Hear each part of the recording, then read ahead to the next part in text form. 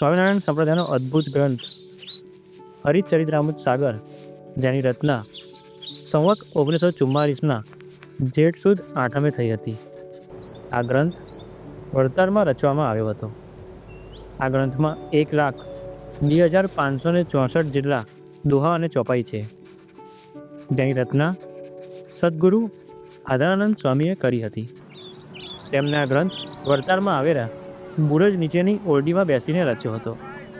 વડતાલમાં આવેલો આ બુરજ એ ભગવાન સ્વામિનારાયણને સભા સંબોધવાનું સ્થાન હતું.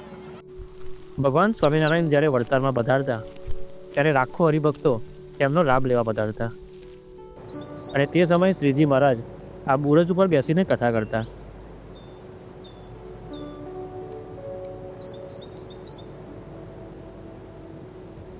અને ત્યાં બેઠેલા બધા જ હરિભક્તોને એક સરખો શ્રીજી મહારાજનો અવાજ સંભળાતો હતો. આ બુરજની નીચે એક ઓરડી હતી, જે એકદમ શાંત અને ઠંડકવાળી હતી. ત્યાં બેસીને આધારાનંદ સ્વામીએ ગ્રંથ રચ્યો હતો. આ ઓરડીમાં મુક્તાનંદ સ્વામી તેમજ અદ્ભુતાનંદ સ્વામી પર ઉતરતા.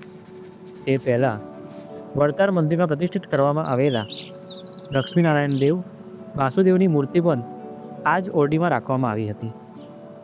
સ્વામિનારાયણ ભગવાન અહીંયા ઘણીવાર ઉતરતા હતા. આવી અત્યંત પ્રસાદીની આ ઓરડી હતી.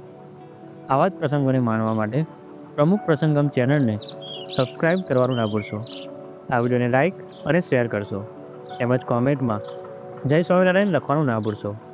આ ઉપરાંત આવનારા વિડીયોમાં આપ કયા પ્રસંગને માણવા માગો છો તે અમને કોમેન્ટ કરીને જરૂરથી જણાવશો. જય સ્વામિનારાયણ.